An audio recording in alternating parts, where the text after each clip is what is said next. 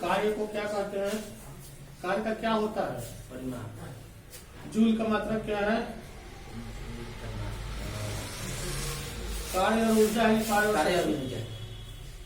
यदि किसी गतिमान वस्तु की चाल को दुगना कर दिया जाए तो उसकी गति ऊर्जा चौगुनी हो जाएगी कि दोगुनी हो जाएगी? गति ऊर्जा चौगुनी। किसी गतिशील पिंड का वेग आधा करने से उसकी गतिज ऊर्जा की वृद्धि हो जाती है। क्या हो जाती है? चौथाई की चौथाई। 1 kg की वस्तु की गतिज ऊर्जा 1 जूल तब होगी जब इसकी चाल कितना मीटर प्रति सेकंड है? 1 मीटर प्रति सेकंड की 4.4 मीटर की 1.4 मीटर 1.4 मीटर प्रति सेकंड होगी। किसी वस्तु के समूह को तिगुना करने से इसकी गतिज ऊर्जा कैगुनी हो जाएगी? 9 गुनी की 2 गुनी। और आगे दो जी।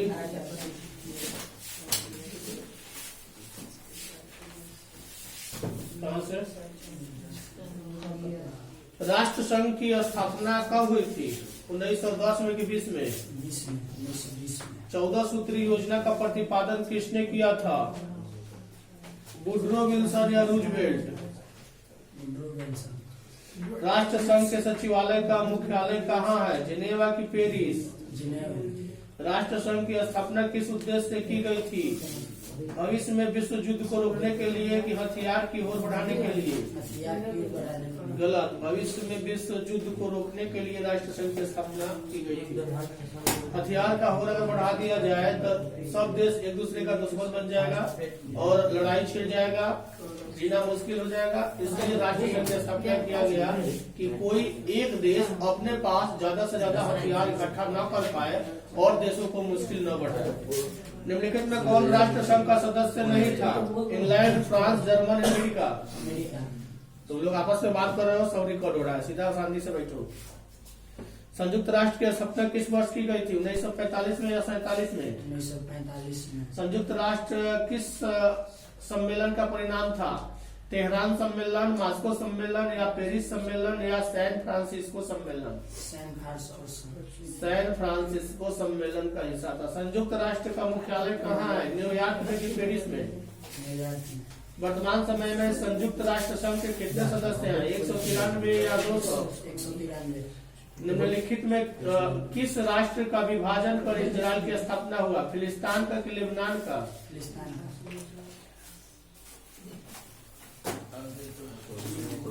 वृक्षांश की अधिकता किसमें होती है? अंडा में, अनाज में, खनिज पदार्थ, घास भूसा में?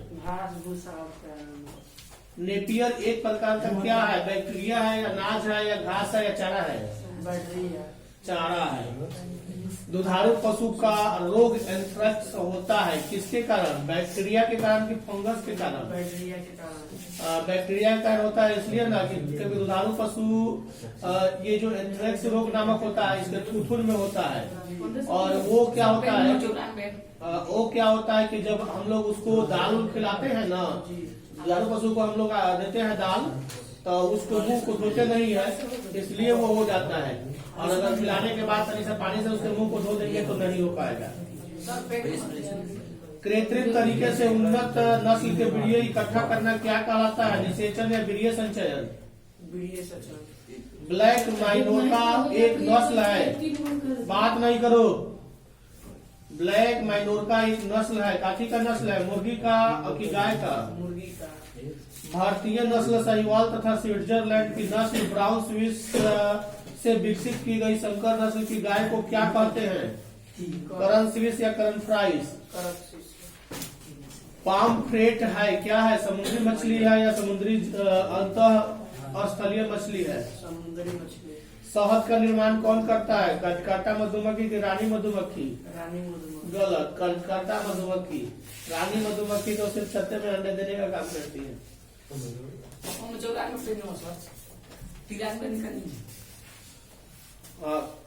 किसी फसल की 2 भिन्न वांछित गुण वाले पृथक प्रजातियों के मध्य कृत्रिम पादप प्रजनन कराने की क्रिया को क्या कहा जाता है? पादप प्रजनन या संस्करण, पादप प्रजनन। गलत, पादप संस्करण कहा जाता है। पौधों को पोषकों की आपूर्ति मुख्यतः किसके द्वारा प्राप्त होती है? मृदा के द्वारा कि वायु के द्वारा? मृदा। वे पोषक जो पौधे के द्वारा बहुत कम मात्रा में जरूरी होते हैं क्या कहा जाते हैं? सूक्ष्म के बृहद। सूक्ष्म।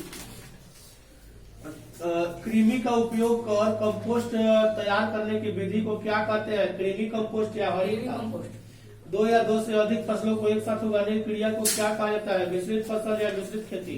मिश्रित फसल। उसके बाद दो या दो से अधिक फसलों को एक भूखंड पर निश्चित कतार में उगाने की क्रिया को क्या कहा जाता है? फसल चक्रण या मिश्रित खेती।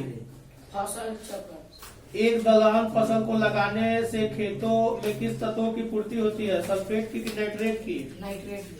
फसलों के साथ उपजने वाले अवांछित पौधा को क्या कहते हैं? धान फसल, घास या खरपतवार। खरपतवार।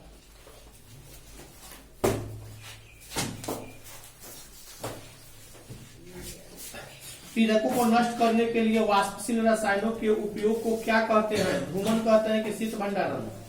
शीत भंडारण। गलत, धूमन। सुरक्षित भंडारण हेतु खाद्यान्नों में नमी की प्रतिशत मात्रा कितनी होनी चाहिए? 14% से कम कि ज्यादा? 14% से कम। फसलों के साथ उपजने वाले अवांछित पौधा को क्या कहा जाता है? खरपतवार की घास। खरपतवार। इधर से उधर तुम टिक लगाया। उर्वरकों का ज्यादा उपयोग किस तरह की समस्या को पैदा करता है? जल प्रदूषण का कि वायु प्रदूषण का? जल प्रदूषण। कृमि का उपयोग कर कंपोस्ट तैयार करने की विधि को क्या कहते हैं? कृमि कंपोस्ट या हरी खाद।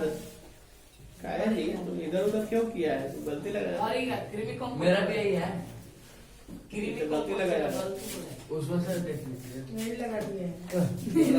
देख लो पहले लगा लो। हरी स्पैक्स। पौधे की लंबाई किस ऊतक द्वारा बढ़ती है जी? स्वस्थ या पार्श्व? विभाजन की ऊतक। ओके। मृदु ऊतक एक प्रकार का क्या है? सरल ऊतक है कि जटिल ऊतक है?